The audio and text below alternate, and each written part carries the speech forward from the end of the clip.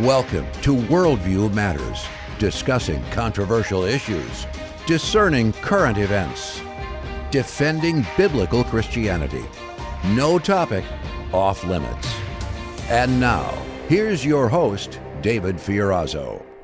God bless you, friends. Thank you so much for tuning in. Mr. John Haller is our guest today. We're going to talk about Lawfare, Israel, and world events. But before we do that, we wrapped up our fundraiser a few weeks ago, and we're still getting people sending in donations. Thank you. That means they're probably watching a podcast from a few weeks ago, and so we appreciate it nonetheless. But I want to thank Jennifer from Sebring, Florida, also Doug from Neenah, Wisconsin. And then I also want to shout out to people that are ongoing supporters, meaning every month they give, and that's on an ongoing basis. And we couldn't do this without you guys. And we're so very grateful. So just one, if you bear with me, just to mention Carol from Madisonville, Tennessee, Bud from Ohio, Pamela from Traverse City, Michigan, Michael from Mexico City, Belinda from North Carolina, Michael from Bradford, Ohio, Seagree from Brainerd, Minnesota, Carol from Las Vegas, Nevada, John and Rachel, Cody, Wyoming, Jean from Green Bay, Wisconsin, Kathleen and Tommy, God bless you guys, Marietta, California, Stefan from Sioux Falls, South Dakota, and from Gilbert, South Carolina, Cheryl from Forest Lake, Minnesota, Nina from Charlottesville, Virginia, Maria from Los Angeles, thank you, Maria, Janet from Neenah, Wisconsin, Laura from De Pere, Mike from Oshkosh, Wisconsin, Vance from De Pere. God bless you guys. These are some local friends and family members in Christ, and Nancy from Sherwood, Wisconsin. God bless you guys. You're the power behind this, other than God, the main power that gets us out there. But thank you so much. So John Haller, Fellowship Bible Chapel, the website fbchapel.com, and also on YouTube, you can watch his prophecy updates, Fellowship Bible Chapel. You can also search him out if you're not following his page on Facebook as well, Fellowship Bible Chapel. John Haller, a lot to talk about today, huh? Usually we say that there's Every a lot time to talk about. Today we really mean it. So let's jump right in. Let's start with Okay. Lawfare. Trump, Hunter Biden, the courts have been compromised. Go ahead. I'm really concerned with the way this is going. And in fact, we're witnessing in our country a situation that's going on. I mean, look, we had the BLM protests a couple of years ago. Nobody got arrested. They burned down federal buildings. We then were followed with arrests of Christians who were praying outside abortion clinics. A number of those have been convicted, including a lady who's I believe in her 80s, Yep. is being sentenced to years in prison, some as many as 10 or 11 years, huge fines. And I've seen the videos, and they've been arrested by SWAT teams and raids like they're terrible Christians or terrible criminals. And now we have this whole situation going on with the protests against Israel, the horribly anti-Semitic protests, which we'll talk more about in a minute. Yes. And nobody's being arrested. I mean, they had a video there. They had a display in southern part of Lower Manhattan, where they had the pictures of the people that were slaughtered or taken hostage at that music festival, the Nova Music Festival. And they're walking around with signs on the streets of New York saying, "Make October 7 happen again." Jeez. They're painting threats on synagogues all over the country. Some have been burned. This is happening in Europe as well, and in the UK. But nobody's getting arrested for the most part. It's infuriating, And really. it's lawfare. So let's look at the lawfare that's going on. I mean, there's litigation going on about election issues already. I think there was a ruling in Michigan yesterday that sort of said, "Hey, Miss Secretary of State, you're not complying with the law." But what they did was Trump was brought up on these, for lack of a better term, trumped up charges. And I know people. I know some people who don't like the president. And so I'm not defending everything he's ever done in his life. What I'm concerned about, and I think I would be concerned about if this was happening in the opposite direction, And these charges, they were supposedly they took things that have been barred by the statute of limitations. You have a certain period of time to bring a criminal case against someone from the time the crime happened. So these happened back in 2017. The supposed hush money payments that he had made and the way they were recorded, and they trumped those up into federal election law cases, violations. But they didn't instruct the jury on that. They didn't. The prosecution didn't even go first in closing argument. I've been a lawyer for 40 some years. I've never heard of this. It just doesn't happen. How is Trump supposed to respond to this? And so he is tried 34 felony counts. He's convicted. Sentencing is scheduled for July 11th. My gut tells me they're going to give him jail time. Wow. Now, how does that work out in the middle of a campaign? He was already taken off the campaign trail for 6 or 7 weeks during the trial because the judge ordered that he had to be there every day in the courtroom in New York City. He could get jail time. Hey, John, can I ask you a question of what you said your gut tells you that you think this is the way it's going to go? What do you think the fair-minded, meaning independent voters or the average American, not diehard demonic Democrat or anything like that, or not the Marxists, just the ones that are looking at all this and going, this is wrong, it shouldn't happen regardless of what, political party you're with? Do you think there are enough people that are going to say, is that going to impact their vote in November? What are your thoughts briefly on that? To be honest with you, I do not know. I would hope that people would look at this and see what happens. This is what they do in Venezuela. Yeah. This is what they do in Colombia. This is not what we do in America. This has never happened in American history. Right. Never been charged, let alone tried. And so there are some cases before the Supreme Court, but let me just tell you, I'm not an optimist. Maybe it's because I was a trial lawyer and I had to deal with cases like this. So you're always telling your client what can go wrong. He has to appeal to state court. Those are all the same kind of judges that put him on trial that don't like him. And David, I know people don't want to believe this. Judges will rule on personal interests and beliefs. I've seen it happen, and I've gone to my client and I said, listen, there's no way you're going to win with this judge, but we will win the case on appeal. And in every case that actually held true. Wow. But I don't think he's going to be successful on the initial appeal. Then once he exhausts all those state appeals, which could take a couple of years. Jeez. So now we're into 2026. And in the meantime, let's say he gets reelected or elected again. There are about 30 to 40 countries, because he's a convicted felon, that he's not allowed to go into. So the sitting president of the United States will not be able to go and make trips to conduct foreign policy. And I believe that includes France and the UK. That's a very, very big deal. Yeah. If he exhausts his state court appeals, he can file a federal appeal on federal constitutional issues. And I think he has very good due process claims. But and then by the time that's decided, we're 3 years down the road. I would be surprised if it's less than 3 years. Wow, this is unbelievable. And a lot of people are really upset about this whole process. It's very difficult, David. I mean, this is we use the term unprecedented a lot when we talk about the events of the day in Bible prophecy.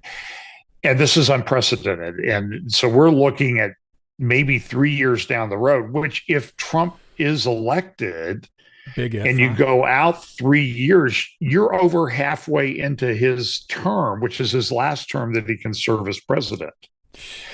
The other concern that I have too is, and I watch right-wing media, and they're saying we're going to do the same thing to the Democrats that are out of office as they've done to us. You can't. You do not have the courts. You don't have the judges. You don't have the Trump power. If Trump is elected, and then he will put the he'll be in charge of the Justice Department and he can put it in. And I'm just saying is, and then we're in this really bad cycle. Yeah. And I agree somewhat with, commentators like the guy from Article 3 Project. And he says, listen, the only way we're going to stop this is to cause them the pain that they've caused us. And that's a legitimate thought. Yeah. At the same time, this is going on. We have, the president son, the first son of a sitting president to ever be convicted of anything, has now been convicted of a crime. And they say, well, he's not going to get, hear all the MSNBC people saying, oh, well, he's not going to go to prison. That's not that big of a deal of a problem. But that's not true. About 97% of the people who are convicted of that crime do prison time. Well, I am so and that's unprecedented as well. Yeah, I'm so skeptical. These people are above the law. And if Hunter does a day of jail time, I'll be really surprised. If it was Donald Trump Jr., yeah, they would carry that out and follow through. But I can't imagine that. Anyway, there's a really quick, John, and I'll let you continue. President Biden can pardon him. Yeah, and there's a great Babylon Bee headline. You love the bee, right? It says, I call it above the law, but it says Biden says he is still proud of his son for getting away with everything else he did. And so and that's good. The Babylon Bee, I love him. But go ahead, continue. We've got just 2 minutes before we'll take a break. So this is going to be a problem, but listen, and I know everybody gets upset with the Republicans. They're not doing anything. Why aren't they doing anything? Why aren't they prosecuting? They don't have the ability to prosecute anybody. Yeah. They don't control the levers of power. So until they would get elected and have the people in the Senate and the House to support them, I'm just telling you, if you think the election or the selection, as some people might want to call it, is going to solve anything, I think that's a bit naive. Yeah. In addition to that, David, we mentioned this while we were talking ahead of time.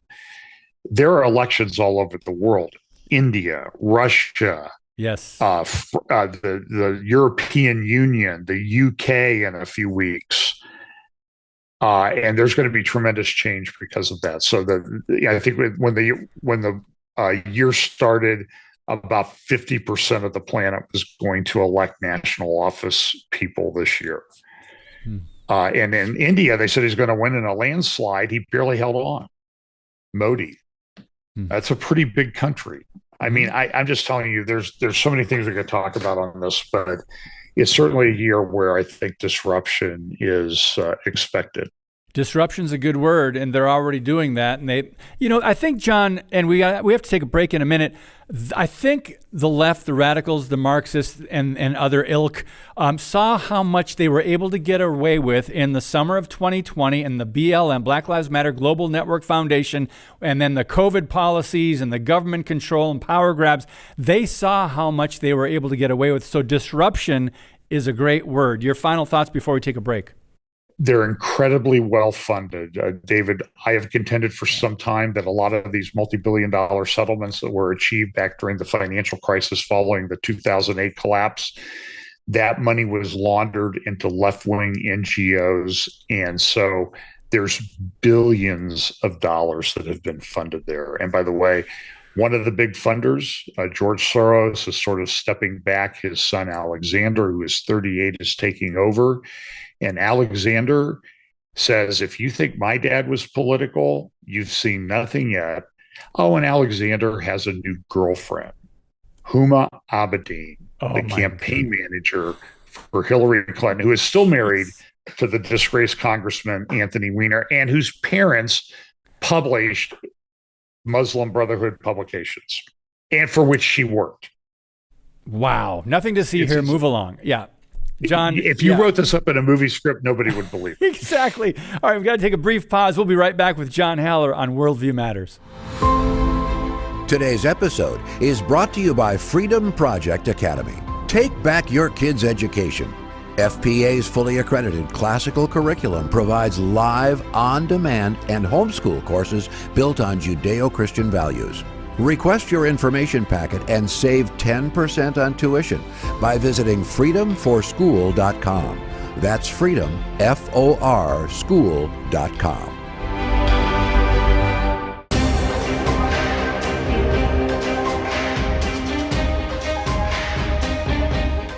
Friends, if you're interested in sponsoring Worldview Matters, if you know someone who is, please send us an email, worldviewmatters@fpeusa.org, or just simply go to the website and click on email. That's worldviewmatters.tv. Also, we would love it if you haven't done this or haven't done it in a while. If you leave us a 5-star review, many podcast platforms that we're on. We appreciate you guys watching and listening wherever you get Worldview Matters, and we're expanding. Thank you in God and you. So leave us a good review, and we really appreciate it. It does help. So John Haller, let's go over to Israel now. And a lot of things happened. A couple of weeks ago, there was a dramatic and successful rescue of hostages, and a lot of what's happening up north in northern Israel we don't hear a lot about over here. Go ahead. So Israel's doing pretty well in Gaza. It's taken much longer than they thought. But when that war started in Gaza back in October, well, actually it was in November before they really started going in there. I had heard estimates from people connected to the IDF and other intelligence and think tanks in Israel that Israel could expect 15 to 20,000 dead soldiers. Oh my! They've had 300. Wow, that's miraculous almost. So it's miraculous, and it shows how professional they are. Plus, they keep revising the numbers downward. I would not believe anything that you hear coming out of Gaza or the UN. They, of course, in the hostage rescue operation a week ago, they rescued 4 hostages. They were living with civilians, supposed quote civilians in scare quotes, in Gaza. One is a physician. The other, his son, is an Al Jazeera journalist and also contributes to a publication called the Palestinian Chronicle, which is a Palestinian Arab propaganda rag. So the claim is that 300 civilians were killed and 700 injured in the operation. And I saw another Babylon Bee. It had a chart, Hamas finds out what happens when you keep hostages in the civilian population, and it showed that the graph for the numbers killed and everything. But what are they supposed to do? And then you have the U.S. government submitting literally the same day that they rescue the hostages, they submit a proposal requiring Israel to enter into a ceasefire and surrender to Hamas. I think that, and I've done a recent interview with a secular guy, but his contention is that one of the most important issues in today's world is anti-Semitism. And that goes back a long way. It's tied into the eugenicist movement. It's tied into the Nazis in World War II. It's tied into the development of the Palestinian Liberation Organization and Fatah, which they want to give everything over to, which was headed up and founded by a guy named Hajj Aman al-Husseini. He was a Palestinian. He had family in Egypt. There is some indication, not locked down completely, that his nephew or a family member was a guy named Yasser Arafat, who headed up the PLO. And we talked about it. And, it's interesting. 30 years ago, I was in D.C. for depositions, and it was September 13th, 1993. The next day, I went down and spent some time with a very liberal Democratic congressman friend from high school. Very, very bright guy, but, we disagreed on quite a bit. And they just had the signing of the Oslo Accords. And now we see that they're pushing these Oslo Accord type thing. Just make peace, just give them land. But the whole thing is designed, David, to get rid of the Jews in Israel and elsewhere. And the hatred that we've seen since October 7th, you would think that it was Israel that did something on October 7th, the way things are going. But instead it was Israel who's being attacked. It's shocking to me. It's almost hard to articulate what's happening. But they've taken over thing in Gaza, but what were 600 or 300 miles of tunnels in Gaza that they had to build out of concrete and reinforced steel, now total probably 600 miles under the Gaza Strip, which is maybe 40 miles from north to south. They have these tunnels. They found 50 tunnels crossing the border into Egypt, where Bedouin Muslim Brotherhood attached tribes in the Negev are controlling the smuggling operation. And I hear that the president of Egypt's son is getting a big cut of that. Hamas itself has stolen aid that's been sent into Gaza, and they've made $500 million profit since the war started selling aid that they stole, and they don't care. And yesterday, now I can't remember where it was just recently. I don't know if it was yesterday. They released messages that came from Sinwar, the head of Hamas. And he said, it helps us if we have more dead civilians. Wow. They don't care. It's a death cult. It's a terrorist, Nazi-like death cult. Yeah. So we see what Gaza. So things have gone well. They've taken over the Philadelphia corridor, the southern border. They've just destroyed, recently they've been destroying tunnels. But let's go up north.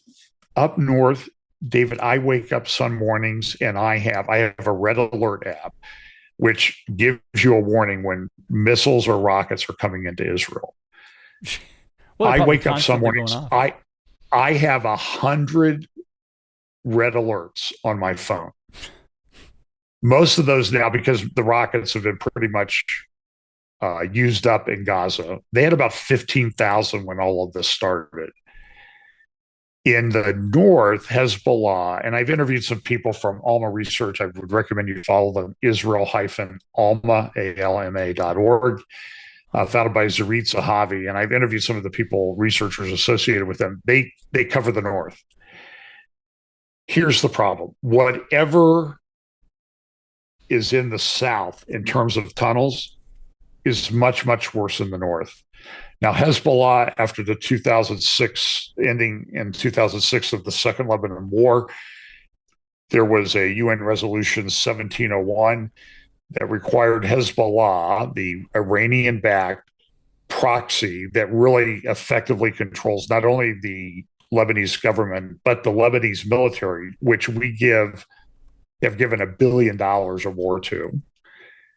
They have built tunnels. And their goal is, our philosophy is Israel will be destroyed, and they may destroy us, but we're coming out of the tunnels to take over. They have more tunnels in southern Lebanon. It probably go all the way from the Israel border to Beirut. That's over 40 miles. And they're more extensive, and they're drilled through bedrock. So they're much more difficult to detect and destroy. This must be incredibly costly and expensive to build these massive, as the amount of tunnels, the length of the tunnels. So this is just amazing. Understand, David, our government's been giving them money all along. Yes. And Hezbollah has been building these tunnels for 40 years. Oh my goodness. And all of our administrations have been pushing the Iranian agenda. It's happened all the way through. And remember, on the way out of of office, the Obama administration gave pallets of cash. Yep. And about $150 billion to Iran. Sanctions have been taken off of Iran during the first couple of years of the Biden administration. And those sanctions have resulted in multi-billions, multi-tens of billions of dollars being released to Iran. And then Israel, well, we give Israel $4 billion a year. Well, it's $4 billion that they're required to buy stuff from us and not build stuff on their own soil. And so that $4 billion, but Iran's getting much, much more. The whole thing is insane. There was an agreement on the maritime gas fields off the coast that was negotiated by a guy named Amos Hochstein of the U.S. government. He's our energy czar. Israel was going to take that gas and build a pipeline to Europe. And by the way, when it was done, it would have replaced pretty much the gas that was not able to come from Russia because of the Ukraine war. And what's happened? Hochstein interfered with that, made Israel sign an agreement. This was in the year Lapid, Naftali Bennett days, to give a large portion of those gas fields to Lebanon. So Lebanon could try to prop up its failed government. They don't effectively have a government in Lebanon anymore. The economy is in complete shambles. Hezbollah runs rampant. And Hezbollah doesn't care if everybody else is poor. Just like Hamas doesn't care if civilians die in Gaza. That's right. Because it helps them propaganda-wise. Yeah. So this is a big problem. By the way, Lebanon has gone out to look for gas and oil in those gas fields that they got in that agreement. And I think this is somehow tied into Genesis 12:3 that our friend Bill Koenig talks about. They've drilled and they found water and sand. No oil, wow. No gas. Jeez. John Haller, Fellowship Bible Chapel on YouTube and Facebook. Thank you so much for watching and sharing the podcast. John Haller, Fellowship Bible Chapel, God bless you. And as always, keep speaking the truth about things that matter.